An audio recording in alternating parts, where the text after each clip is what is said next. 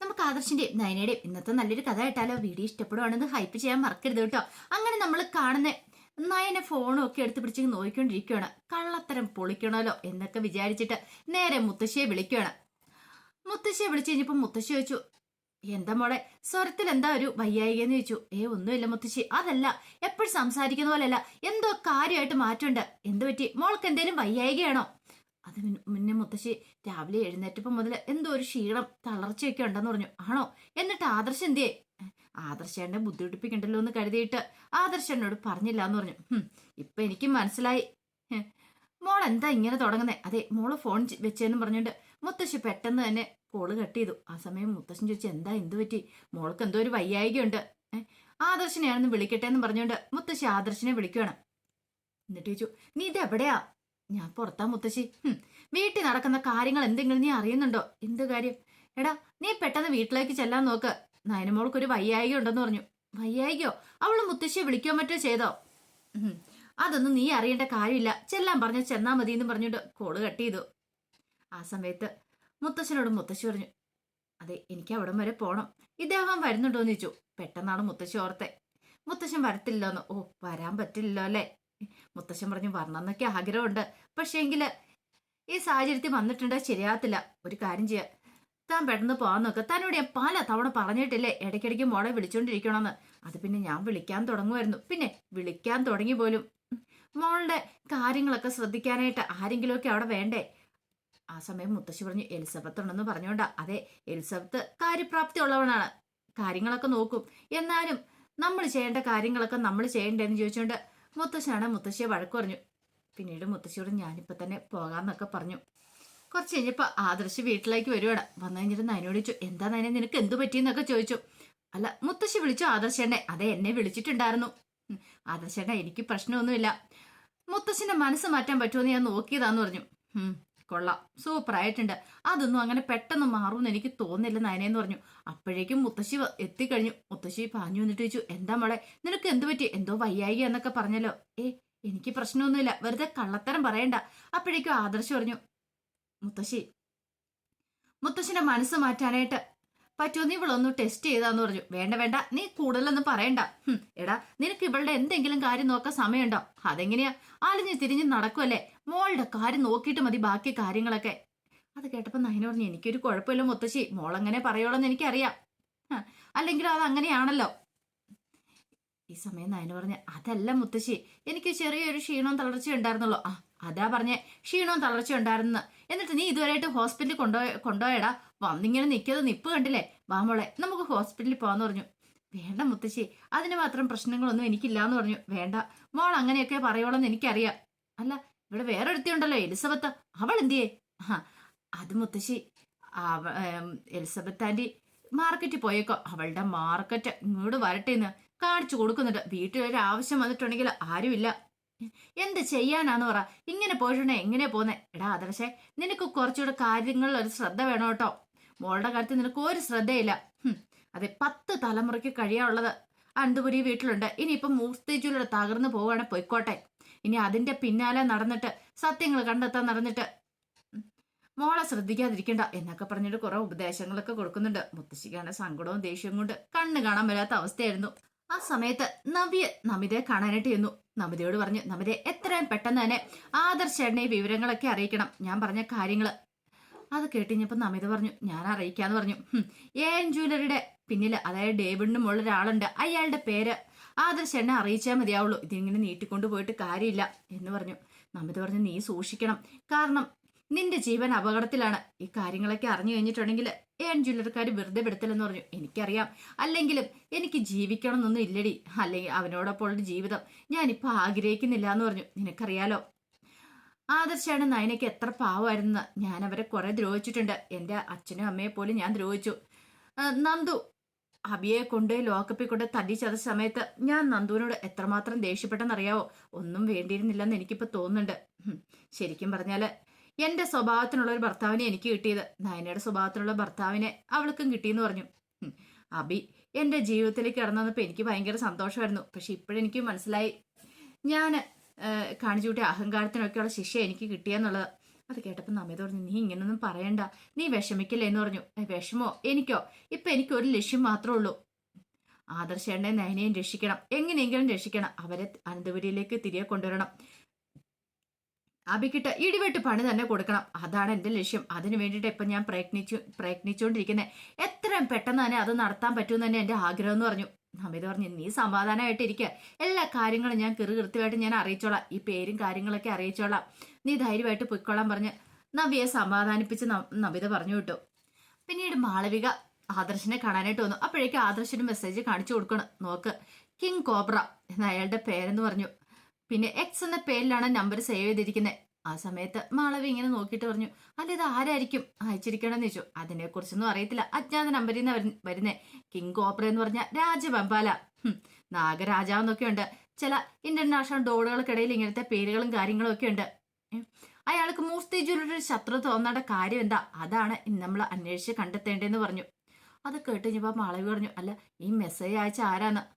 അതറിയില്ല, ശത്രുവാണോ മിത്രമാണോ എന്നറിയത്തില്ല, പക്ഷെ ഈ മെസ്സേജൊക്കെ വായിച്ചിടത്തോളം മിത്രമാണെന്ന് തോന്നുന്നത്, ശത്രുവാന്ന് തോന്നുന്നില്ല എന്ന് പറഞ്ഞു. കാരണം അയാളെ പുറത്തു കൊണ്ടുവരാന്നുള്ളതാണ് നമ്മുടെ ഏറ്റവും വലിയ ലക്ഷ്യം എന്ന് പറഞ്ഞാല്. അതുകൊണ്ട് അതിന് വേണ്ടിയിട്ടുള്ള പരിശ്രമമായിരിക്കും ഇനി നമ്മൾ തുടങ്ങേണ്ടത്. ആ നാഗരാജാവിനെ നമുക്ക് പുറത്തു കൊണ്ടുവന്നേ മതിയാവുള്ളൂ. പിന്നെ മാളവിക ഒരു കാര്യം ശ്രദ്ധിക്കണം, ഞാൻ നന്ദുവിനോടും പറഞ്ഞ കാര്യമാണ്, ഇതിന്റെ പിന്നാലെ നടക്കുന്ന സമയത്ത് ആദ്യം സ്വന്തം കാര്യങ്ങൾ നോക്കണം, ഒരു കാരണവശാലും പിടിക്കപ്പെടാൻ പാടില്ല, അങ്ങനെ പിടിക്കപ്പെട്ടിട്ടുണ്ടെങ്കിൽ അറിയാലോ അവര് വെറുതെ വിടത്തില്ല എന്ന് പറഞ്ഞു. അത് കേട്ടപ്പോൾ മാളവി പറഞ്ഞു, എന്റെ കാര്യമൊക്കെ ഞാൻ നോക്കിക്കോളാം സാറേ, മൂർത്തി ജ്വല്ലറിക്ക് വേണ്ടിയിട്ട് ഇത്തിരിയെങ്കിലും സഹായം എനിക്ക് ചെയ്തു തരാൻ പറ്റിയില്ലെങ്കിൽ പിന്നെ അതുകൊണ്ട് എന്താ പ്രയോജനം? അപ്പോഴേക്കും ആദർശ് പറഞ്ഞു, നന്ദുന്റെ കാര്യം അറിയാലോ, ആ കള്ളക്കടത്ത് സ്വർണം പിടികൂടിയ സമയത്ത് ഡ്രൈവറെ പിടികൂടിയതാ, പക്ഷെ എന്ത് ചെയ്യാൻ പറ്റും, അയാളെ ഇല്ലാതാക്കി കളഞ്ഞില്ലേ, പക്ഷെ അയാളെ കിട്ടുമായിരുന്നെങ്കിൽ കുറച്ച് വിവരങ്ങളൊക്കെ നമുക്ക് കിട്ടിയേനോന്ന് പറഞ്ഞു. ആ സമയത്ത് മാളവി പറഞ്ഞു, അത് ശരിയാ, എന്നാലും ഇവർക്ക് ഈ കള്ളക്കടത്ത് സ്വർണം എവിടെയാന്നാ വരുന്നതെന്നൊക്കെ. ദുബായ് കേന്ദ്രീകരിച്ചാന്ന് തോന്നേ ഇവരുടെ പ്രധാനപ്പെട്ട കേന്ദ്രങ്ങളൊക്കെ ഉള്ളത്. പിന്നെ ആഫ്രിക്കയിൽ നിന്നും മറ്റുള്ള കള്ളക്കടത്ത് സ്വർണം വരുന്നുണ്ടെന്ന് തോന്നേ. അതിനെക്കുറിച്ചൊക്കെ കൃത്യമായിട്ടുള്ള വിവരങ്ങൾ കിട്ടുവാണെങ്കിൽ നമുക്ക് കുഴപ്പമില്ല.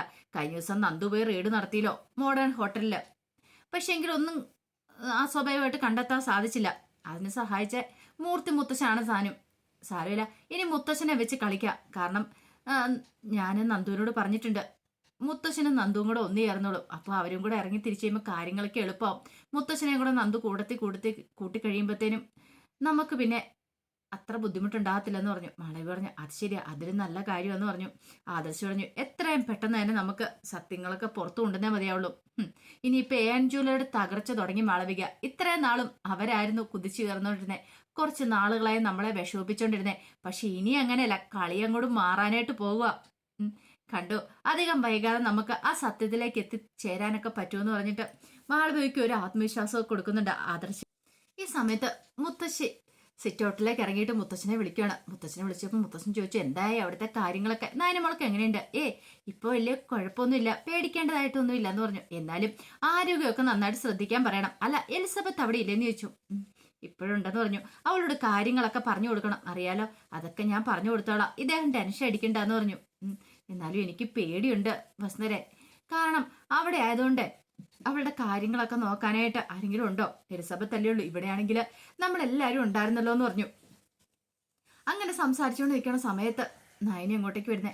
നയനെ ശ്രദ്ധിച്ചു മുത്തശ്ശി സംസാരിക്കണേ. ആരോടായിരിക്കും പോലും സംസാരിക്കുന്നത്? പെട്ടെന്നാണ് മുത്തശ്ശി തിരിഞ്ഞു നോക്കിയത്. നയനെ കണ്ടു കഴിഞ്ഞപ്പോഴത്തേനും കോള് കട്ട് ചെയ്തു. മുത്തശ്ശി ഹലോ ഹലോ പറഞ്ഞെങ്കിലും മുത്തശ്ശിന് മനസ്സിലായി അങ്ങേ തലയ്ക്കൽ കോള് കട്ടായെന്നുള്ള കാര്യം. അപ്പോഴേക്കും നയന വന്നിട്ട് ചോദിച്ചു, ആരാ മുത്തശ്ശി? മുത്തശ്ശി ആരെ വിളിച്ചതെന്ന് ചോദിച്ചേ.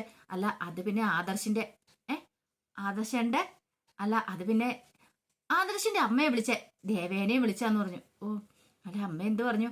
അല്ല ഇവിടുത്തെ വിശേഷങ്ങളൊക്കെ തിരക്കിയതാ, ഞാൻ പറഞ്ഞു മോൾക്ക് കുഴപ്പമൊന്നും ഇല്ലാന്ന് പറഞ്ഞു. ഓ അങ്ങനെയാണല്ലേ, മോള് നന്നായിട്ട് ശ്രദ്ധിക്കണം കേട്ടോ, ഇനി ഞാൻ അങ്ങോട്ട് പോയിക്കോട്ടെ എന്ന് ചോദിച്ചു. മുത്തശ്ശി പോയിക്കോ, എന്നെ നോക്കാനായിട്ട് ഇവിടെ എലിസബത്ത് ചേച്ചി ഉണ്ടല്ലോ എന്ന് പറഞ്ഞു. അപ്പോഴേക്കും എലിസബത്ത് അങ്ങോട്ട് വന്നു. മുത്തശ്ശി പറഞ്ഞു, എലിസബത്തെ മോളുടെ കാര്യങ്ങളൊക്കെ നല്ല ഭംഗിക്ക് നോക്കണം, എന്തേലും ആവശ്യം വന്നിട്ടുണ്ടെങ്കിൽ ഹോസ്പിറ്റലിലേക്ക് കൊണ്ടുപോകണം എന്ന് പറഞ്ഞു.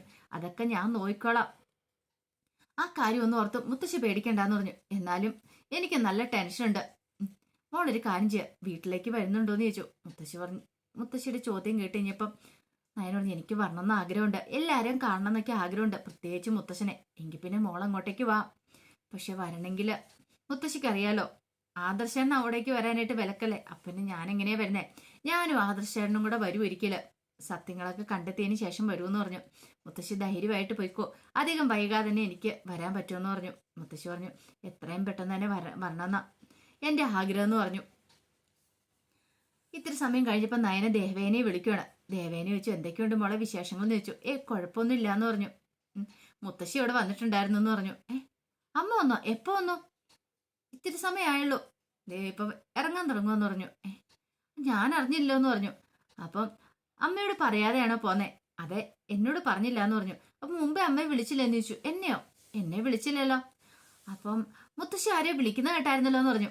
അത് ചിലപ്പം അച്ഛനെ വിളിച്ചായിരിക്കും എന്ന് പറഞ്ഞു. ഓഹോ, അപ്പൊ അങ്ങനെയാണ് കാര്യങ്ങള്. പിന്നീട് ദേവേന് പറഞ്ഞു മോളെ ഞാൻ അങ്ങോട്ടേക്ക് വരാന്ന് പറഞ്ഞു. വേണ്ടമ്മേ, എനിക്കിപ്പോ പ്രശ്നങ്ങളും കാര്യങ്ങളൊന്നും ഇല്ലാന്ന് പറഞ്ഞു. എത്രയും പെട്ടെന്ന് തന്നെ ഇവിടുത്തെ പ്രശ്നങ്ങളൊക്കെ മാറ്റി അങ്ങോട്ട് തിരിച്ചു വരണം തന്നെ എൻ്റെ ആഗ്രഹം. അത് ആദർശനോടൊപ്പം. ദേവേനെ പറഞ്ഞു മോള് സമാധാനമായിട്ടിരിക്കുക, അതൊക്കെ നടക്കുമെന്ന് പറഞ്ഞു. അങ്ങനെ കോള് കട്ട് ചെയ്ത് കഴിഞ്ഞപ്പോഴത്തേനും നയൻ ഇങ്ങനെ ആലോചിച്ചു. അപ്പം മുത്തശ്ശി കള്ളത്തരം പറഞ്ഞ, കാരണം മുത്തശ്ശനെ ആയിരിക്കും വിളിച്ചത്, എന്നിട്ട് കള്ളത്തരം പറഞ്ഞു. അപ്പൊ എന്തോ ഒരു തരികടയുണ്ട് രണ്ടുപേർക്കും ഇടയില്. അത് അറിയണ്ടെന്ന് കരുതിയിട്ട് ഒളിച്ചു വെച്ചുകൊണ്ടിരിക്കുക. സാരമില്ല, അധികം വൈകാതെ അതൊക്കെ പുറത്തു കൊണ്ടുവരാം എന്നൊരു ചിന്തയായിരുന്നു നയനയുടെ മനസ്സിൽ. കുറച്ച് കഴിഞ്ഞപ്പോ അഭി മുറിയിലേക്ക് വരുവാണ്. ആ സമയത്താണ് ചന്തുമോളും മോനും കൂടെ കളിച്ചോണ്ടിരിക്കുന്ന കാഴ്ച കണ്ടേ. അവർ രണ്ടുപേരും കൂടെ കളിച്ചോണ്ടിരിക്കുന്ന കണ്ടു കഴിഞ്ഞപ്പോഴത്തേനും അഭി പെട്ടെന്ന് ചന്തുമോളോട് പറഞ്ഞു മോളെ പെട്ടെന്ന് ഇന്ന് മുറിയിൽ നിന്ന് ഇറങ്ങിപ്പോയിക്കോ, അല്ലെങ്കിൽ ചിലപ്പോൾ നിന്റെ വെല്ലുമ്മ വന്നിട്ടുണ്ടെങ്കിൽ ഇഷ്ടപ്പെടത്തില്ല, നിന്നെ ചീത്ത പറയും, ചെവിക്ക് പിടിക്കുകയൊക്കെ ചെയ്യുമെന്ന് പറഞ്ഞു. അങ്ങനെ മോളെ അങ്ങോട്ട് ഇറക്കി വിടാൻ തുടങ്ങുമ്പോഴത്തേനും നവ്യ ഇങ്ങോട്ടേക്ക് വന്നു. ചന്തുമോളെ ഒന്ന് നോക്കുക മാത്രം ചെയ്തോളൂ, പ്രത്യേകിച്ചൊന്നും പറഞ്ഞൊന്നുമില്ല. അങ്ങനെ ചന്തുമോൾ അങ്ങോട്ട് പോയി കഴിഞ്ഞപ്പോൾ നവ്യയോട് അഭിയോഗിച്ചു നീ എന്താ അവളോടൊന്നും പറയാത്ത? അല്ലെങ്കിൽ സാധാരണഗതിയിൽ അവള് മുറിയിലേക്ക് കയറുന്ന നിനക്ക് ഇഷ്ടപ്പെടുന്നല്ലോ, അവളുടെ ചെവിയൊക്കെ പിടിച്ച് കിഴുക്കി വിടുന്നല്ലേ, നീ എന്താ ഒന്നും ചെയ്യാത്തേന്ന് ചോദിച്ചു. അത് കേട്ടപ്പോ നവ്യ ചോദിച്ചു നിനക്ക് ചെയ്യാൻ മേലായിരുന്നോ, നീ എന്താ ഒന്നും ചെയ്യാത്തെന്ന് ചോദിച്ചു. അല്ല അത് പിന്നെ അല്ല നിനക്കൊരടി കൊടുത്ത് അവളെ അങ്ങോട്ട് ഇറക്കി വിടാൻ മേലായിരുന്നു എന്ന് ചോദിച്ചു. അവന്റെ മനസ്സറിയാൻ വേണ്ടി നവ്യ ചോദിച്ചാ. അത് ഞാൻ എങ്ങനെയാ നവ്യ ചെയ്യുന്നേ? ഒന്നാമത്തെ കാര്യം ഞാൻ ഈ പിള്ളേരെ ഉപദ്രവിച്ചിട്ടില്ല, പിന്നെ അങ്ങനെ ചെയ്യാൻ പറ്റുമോ? എടാ അവൾ ഈ മുറി കയറിയിട്ടുണ്ടെങ്കിലേ അത് ശരിയാകത്തില്ല, എന്റെ മോനെ കൂടെ വഷളാക്കി വെക്കും. അതുകൊണ്ട് ഈ മുറി കയറുന്ന സമയത്ത് നീ വേണം പറയാനായിട്ട്. അത് പിന്നെ ഞാൻ എങ്ങനെയാ നവ്യെ പറയണത്, എനിക്കറിയില്ല എന്ത് ചെയ്യണമെന്ന്. ആ സമയത്ത് നവ്യ പറഞ്ഞു അതൊന്നും പറഞ്ഞിട്ട് കാര്യമില്ലാന്ന് പറഞ്ഞു. നവ്യ പറഞ്ഞു ഏതോ വഴി പിഴച്ചവളെ കൊണ്ടായതല്ലേ ഇത്, പറഞ്ഞിട്ടൊന്നും ഒരു കാര്യമില്ല, എന്ത് ചെയ്യാനാന്ന് പറ. നമ്മുടെ മോന്റെ സ്വഭാവം എന്താണെങ്കിലും എന്നെ പോലെ ആയാൽ മതി, ഒരു മാറ്റം ഉണ്ടാകാൻ പാടില്ലെന്നൊക്കെ പറഞ്ഞു കഴിഞ്ഞപ്പോ നവ്യ ഇങ്ങനെ മനസ്സിൽ പറയാ ഇവന്റെ സ്വഭാവം ഒരിക്കലും വേണ്ട, ഇവന്റെ മുത്തശ്ശന്റെ മുത്തശ്ശിയുടെ ഒക്കെ സ്വഭാവം മാത്രം മതി, അല്ലാതെ മറ്റാരുടെ സ്വഭാവം വേണ്ട. പറഞ്ഞിട്ട് കാര്യമൊന്നുമില്ല, ഇവനെ പോലെ ഇത്ര നന്നായിട്ട് അഭിനയിക്കാൻ കഴിവുള്ളവര് ആരാ ഉള്ളത്? ഇവൻ നന്നായിട്ട് അങ്ങോട്ട് അഭിനയിച്ച് അങ്ങോട്ട് തകർത്തോണ്ടിരിക്കുക. ആ സമയത്ത് അഭി കുഞ്ഞിനെ എടുത്ത് കുഞ്ചിക്കുകയാണ്. എന്തേ അച്ഛനെ കാണാൻ നീ വിഷമിച്ചോടാ മോനെ എന്നൊക്കെ ചോദിച്ചിട്ട് ഭയങ്കര കുഞ്ചീരും കാര്യങ്ങളും. അതൊക്കെ കണ്ടു കഴിഞ്ഞപ്പോ നവ്യക്ക് ശരിക്കും ദേഷ്യം വന്നേ. ഇവൻ എത്ര വിദഗ്ധമായിട്ടാ തന്റെ മുന്നിൽ അഭിനയിച്ചുകൊണ്ടിരിക്കുന്നേ, ഇവന് മാത്രം ഇതൊക്കെ സാധിക്കുള്ളൂ, ഇവന്റെ വിചാരം താൻ ഇതിനകത്ത് വീണിരിക്കുവാന്നാ. അധികം വൈകാതെ നിനക്ക് മനസ്സിലാവൂടാ ഈ നവ്യ ആരാന്ന് എന്നൊക്കെ ഇങ്ങനെ മനസ്സിൽ പറയുവാണ് നവ്യ. പിന്നീട് മുത്തശ്ശി വീട്ടിലേക്ക് വരുവാണ്. അപ്പോഴേക്കും മുത്തശ്ശൻ ചോദിച്ചു എന്തായി കാര്യങ്ങള്, മോളെ കണ്ടിട്ടെന്ന് ചോദിച്ചു. മോൾക്ക് വലിയ പ്രശ്നങ്ങളൊന്നും ഇല്ലാന്ന് പറഞ്ഞു. ഇപ്പൊ മോളുടെ ഒരു ബുദ്ധിമുട്ടെന്ന് പറഞ്ഞാൽ മോളുടെ മുത്തശ്ശനെ കാണാൻ പറ്റാത്തതിന്റെ ഒരു വിഷമമുണ്ടെന്ന് പറഞ്ഞു. അത് കേട്ടുകഴിഞ്ഞപ്പോൾ മുത്തശ്ശൻ പറഞ്ഞു എനിക്കും കാണാനായിട്ട് ആഗ്രഹം ഉണ്ടെന്ന് പറഞ്ഞു. അപ്പൊ പിന്നെ മോളൊന്ന് പോയി കണ്ടുകൂടെന്ന് ചോദിച്ചു. അതെങ്ങനെ ശരിയാവും വസുന്ധരെ, നിനക്കറിയാലോ കാര്യങ്ങളൊക്കെ, നീ ഒരു കാര്യം ചെയ്യ, നായനെ മോളെ കാണാനായിട്ട് എനിക്കൊരു അവസരം ഒരുക്കിത്താ. അങ്ങനെയാണ് ഒരു കാര്യം ചെയ്യട്ടെ, ഞാൻ അവളെ ഇങ്ങോട്ടേക്ക് വിളിക്കട്ടെ, വിളിച്ചു കഴിയുമ്പോ ഇദ്ദേഹം സംസാരിക്കുവോ? അത് പിന്നെ വന്നു കഴിഞ്ഞ് എനിക്ക് സംസാരിക്കാനൊന്നും പറ്റില്ല, എനിക്ക് മോളെ ഒന്ന് കാണാലോ, മാറി നിന്ന് കാണാലോ എന്ന് പറഞ്ഞു. ഇതാപ്പോ നന്നായത്, മോൾക്ക് ഒത്തിരി ആഗ്രഹമുണ്ട് മോളുടെ മുത്തശ്ശനോട് സംസാരിക്കണമെന്ന്. കാരണം അവളിവിടെ വന്നതിന് ശേഷം ഏറ്റവും കൂടുതൽ സപ്പോർട്ട് കൊടുത്തൊക്കെ ആളല്ലേ. പിന്നെ ആ ഒരു സങ്കടം ഇല്ലാതിരിക്കുവോ? പിന്നെ എനിക്കും ഇപ്പോൾ ഒരു വിഷമം എന്ന് പറഞ്ഞാൽ 3-ാം മാസ ചടങ്ങിന് ഇദ്ദേഹം വന്നില്ല, പിന്നെ ഇപ്പം 7-ാം മാസ ചടങ്ങ് വെച്ച് അവളെ കൂട്ടിക്കൊണ്ടു പോകുന്ന ആ ഒരു സമയം വരുമ്പോൾ അത് ഈ വീട്ടിൽ നിന്ന് തന്നെ വേണമെന്ന് എനിക്ക് നിർബന്ധമുണ്ട്. ഒരു പക്ഷെ ആ വാടക വീട്ടിൽ നിന്ന് അല്ലെങ്കിൽ ആ വീട്ടിൽ നിന്ന് പോയിട്ടുണ്ടെങ്കിൽ എനിക്കത് സഹിക്കാൻ പറ്റില്ല എന്ന് പറഞ്ഞു. അത് കേട്ടപ്പോൾ മുത്തശ്ശൻ പറഞ്ഞു വസുന്ധരെ അതിനു മുമ്പ് എല്ലാ കാര്യങ്ങളും ശരിയാവും, എന്താ ഉറപ്പ് ശരിയാവും എന്നുള്ളത്? എന്തേലും ഉറപ്പുണ്ടോ? ഒരുറപ്പും ഇല്ലല്ലോ. മോൾക്കും അത് വലിയ സങ്കടമാവും, മോളുടെ മുത്തശ്ശൻ ആ ചടങ്ങിനും കൂടെ വന്നില്ലെങ്കിൽ എനിക്ക് സങ്കടമുള്ള കാര്യമെന്ന് പറഞ്ഞു. മുത്തശ്ശൻ പറഞ്ഞു, ഇപ്പൊ തൽക്കാലത്തേക്ക് ഒരു കാര്യം ചെയ്യ, മോൾക്ക് എന്നെ കാണണമെന്നല്ലേ ആഗ്രഹം, അതിനെന്തെങ്കിലും ഒരു വഴിയുണ്ടോന്ന് പറ.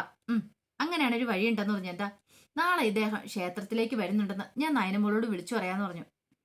ആണോ? അപ്പൊ ഞാൻ പറഞ്ഞെന്നും പറഞ്ഞോണ്ടാണ് നീ പറയാൻ പോന്നേ? അങ്ങനെ ഞാൻ പറയുവോ? അത്രയ്ക്ക് വല്ല പൊട്ടിയൊന്നും അല്ല ഞാനെന്ന് പറഞ്ഞു. മോൾക്ക് കാണാനൊരു അവസരമുണ്ട്, എങ്ങനെയുണ്ട്? അത് കൊള്ളാം വസന്തെ, നല്ല ഐഡിയ തന്നെയാന്ന് പറഞ്ഞു.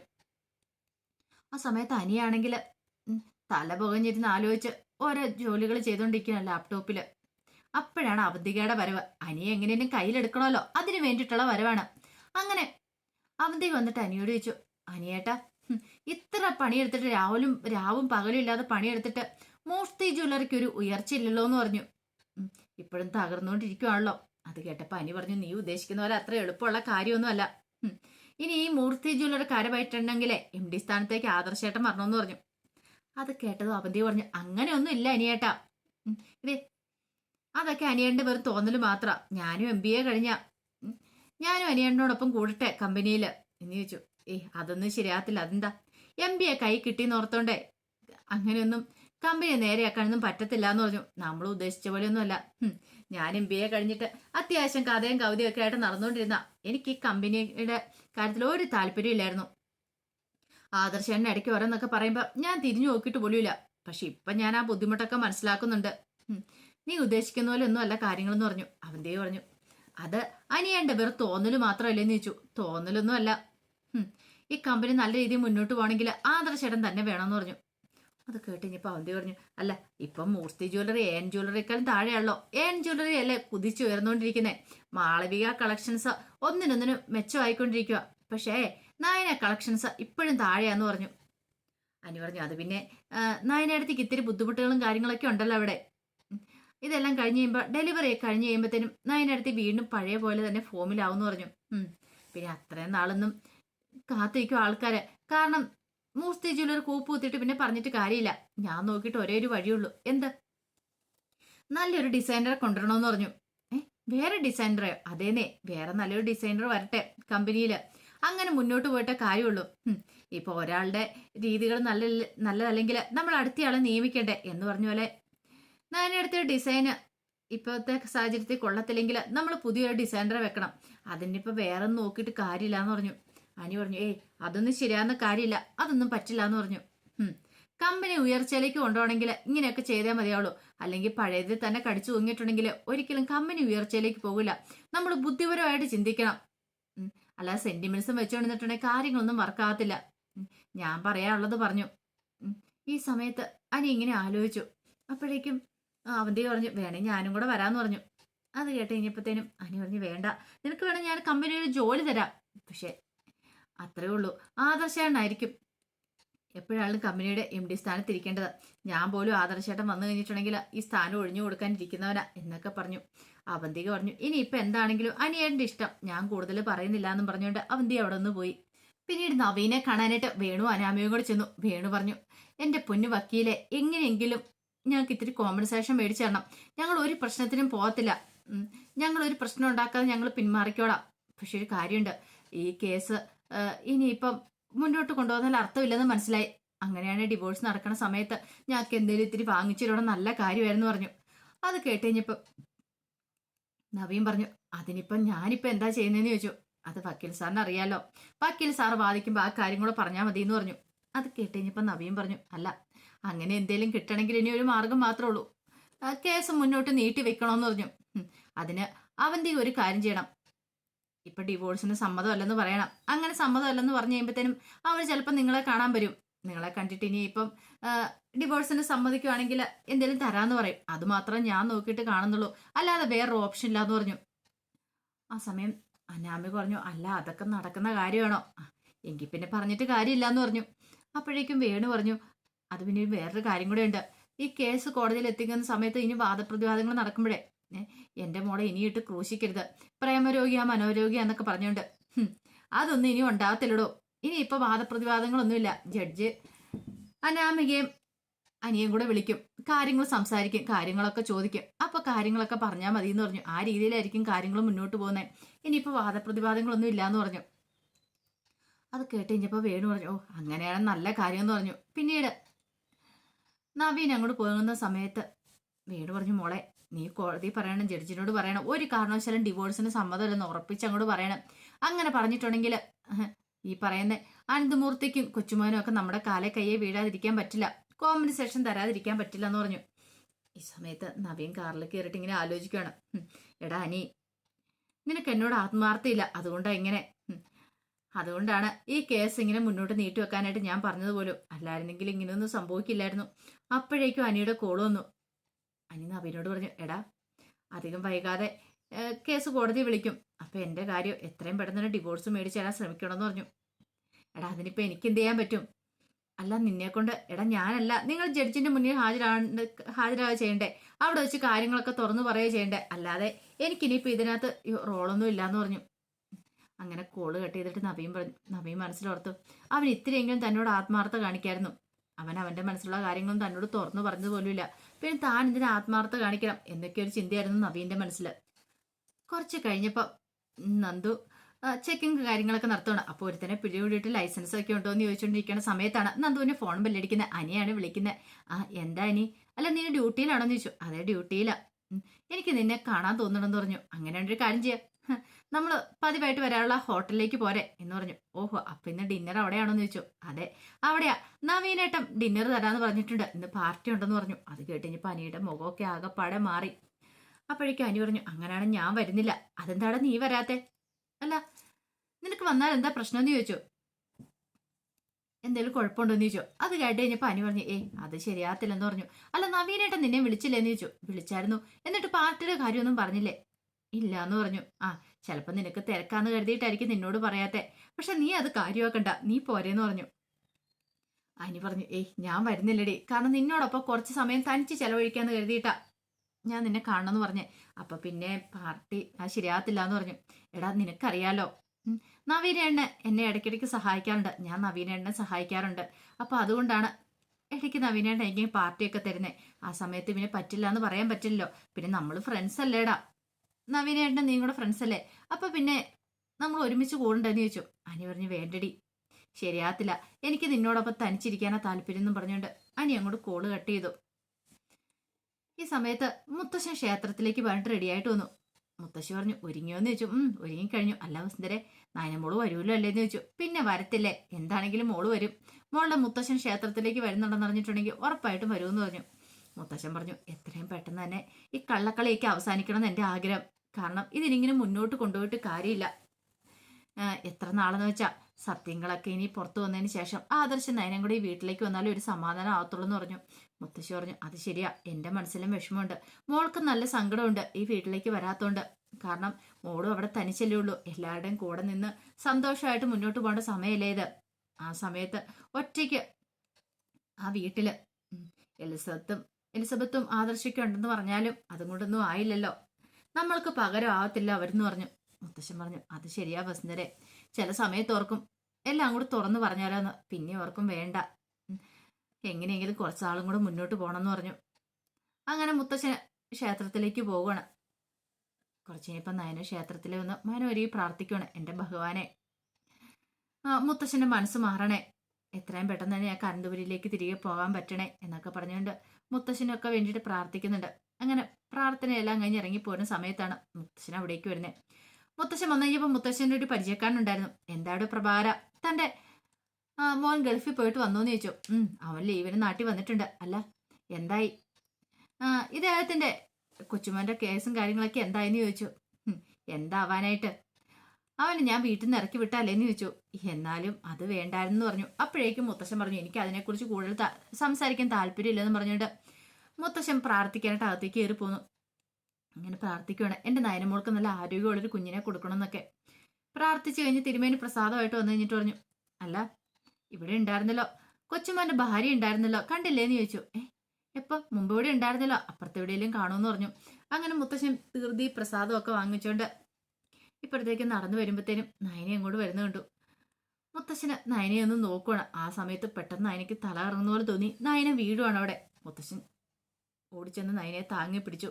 പിന്നീട് നയനെ കണ്ണു തുറക്കുമ്പോൾ ഹോസ്പിറ്റലായിരുന്നു. നയന ചോദിച്ചു, മുത്തശ്ശനാണ് എന്നെ ഇവിടെ കൊണ്ടുവന്നതെന്ന് ചോദിച്ചു. കൊണ്ടുവരാതിരിക്കാൻ പറ്റില്ലല്ലോ, ഒരാപത്ത് കണ്ടുകൊണ്ട് നിൽക്കാൻ പറ്റില്ലല്ലോ എന്ന് പറഞ്ഞു. നയന പറഞ്ഞു എനിക്കിപ്പോഴത്തെ സമാധാനമായെന്ന് പറഞ്ഞു. മുത്തശ്ശൻ പറഞ്ഞു അറിയിക്കേണ്ടവരെയൊക്കെ ഞാൻ അറിയിച്ചിട്ടുണ്ട്, അവരൊക്കെ വന്നോളൂ എന്ന് പറഞ്ഞു. എന്തിനാ മുത്തശ്ശ എന്നോട് ഇങ്ങനെ ദേഷ്യം കാണിക്കുന്നേ? മുത്തശ്ശന്റെ ഉള്ളിൽ നിറയെ സ്നേഹമാണെന്ന് എനിക്കറിയാം, പക്ഷെ മുത്തശ്ശൻ പുറമെ ദേഷ്യം കാണിക്കുന്നതെന്ന് പറഞ്ഞു. എന്നാ ആര് പറഞ്ഞു? അതൊക്കെ വെറും തോന്നൽ മാത്രമാണെന്ന് പറഞ്ഞു. മുത്തശ്ശ അങ്ങനെയൊന്നുമല്ല. അതെ എനിക്ക് അറിയത്തില്ലാണ്ട് ചോദിക്കുക. ആദർശിനെ ഞാൻ വീട്ടിൽ നിന്ന് ഇറക്കി വിട്ട അവൻ എന്നെ എത്ര വലിയ തിരക്ക്. ഇപ്പൊ അവന് ജോലി ചെയ്യാൻ കാര്യങ്ങളൊന്നുമില്ല കമ്പനിയിൽ. പിന്നെ അവനെന്താ നിന്റെ കാര്യം പോലും നോക്കാൻ സമയമില്ല എന്നൊക്കെ ചോദിച്ചിട്ട് ആദർശനെ കുറ്റപ്പെടുത്തി പറയാണ്. നയന പറഞ്ഞു അങ്ങനെയല്ല മുത്തശ്ശ, ആദർശനും ചില കാര്യങ്ങളൊക്കെ കണ്ടെത്താൻ വേണ്ടി നടക്കുക. പിന്നെ എനിക്കാണെങ്കിലും അങ്ങോട്ടേക്ക് വരണമെന്നൊക്കെ ആഗ്രഹമുണ്ട്. മുത്തശ്ശൻ ആദർശനെ ഇഷ്ടമില്ലാത്തോണ്ടാ വരാത്തെ. എനിക്കറിയാം മുത്തശ്ശൻ്റെ ഉള്ളിൽ ഞങ്ങളോട് സ്നേഹമുണ്ടെന്ന്. പിന്നെ എനിക്ക് ആരുടെ സ്നേഹവും കാര്യങ്ങളൊന്നും ഇല്ലാന്ന് പറഞ്ഞു. കമ്പനിയെ തകർത്തവരോട് ഞാൻ സ്നേഹം കാണിക്കാനോ ഒരിക്കലും അതില്ലാന്ന് പറഞ്ഞു. പിന്നെ ആപത്ത് കണ്ടു കഴിഞ്ഞിട്ടുണ്ടെങ്കിൽ നമ്മൾ ആരെങ്കിലും സഹായിക്കും. അതുപോലെ തന്നെ ഇവിടെ മോളൊക്കെ ആപത്ത് വന്നു കഴിഞ്ഞപ്പോൾ എനിക്ക് സഹായിക്കണമെന്ന് തോന്നി, അതുകൊണ്ട് ഞാൻ ഇങ്ങോട്ട് കൊണ്ടുവന്നു. ഇത്തിരി കഴിയുമ്പോഴത്തേനും ആരെങ്കിലും വന്നു കഴിയുമ്പോഴത്തേനും ഞാൻ ഇവിടുന്ന് അങ്ങോട്ട് പോകും, ഞാനിവിടെ ഇരിക്കാനൊന്നും പോകുന്നില്ല എന്നൊക്കെ മുത്തശ്ശൻ ഇങ്ങനെ പറഞ്ഞു കഴിഞ്ഞപ്പം നയന മനസ്സിൽ പറഞ്ഞു മുത്തശ്ശൻ എത്ര പറന്ന് പറഞ്ഞാലും മുത്തശ്ശന്റെ കള്ളത്തരം ഞാൻ പുറത്തു കൊണ്ടുവരിക തന്നെ ചെയ്യും. അധികം വൈകാതെ എനിക്കത് അറിയാൻ പറ്റുമെന്നൊക്കെ ഇങ്ങനെ നയന മനസ്സിൽ പറയാണ്. അപ്പൊ അതിന്റെ കഥകളൊക്കെയാണ് കാണുന്നത്. ഇതിന്റെ ബാക്കി വിശേഷങ്ങളുമായിട്ട് വൈകുന്നേരത്തെ പ്രമോയി വരാട്ടോ. ആദ്യമായി കാണുന്നവരാണെങ്കിൽ ചാനൽ ഇഷ്ടപ്പെട്ട ഒന്ന് സബ്സ്ക്രൈബ് ചെയ്യാൻ മറക്കരുതേ. വീഡിയോ ഇഷ്ടപ്പെടുവാണെങ്കിൽ ലൈക്ക് ചെയ്യാനും മറക്കരുത് കേട്ടോ. ഒരിക്കൽ കൂടി എല്ലാവർക്കും ശുഭദിനം നേർന്നുകൊണ്ട് നിർത്തുന്നു.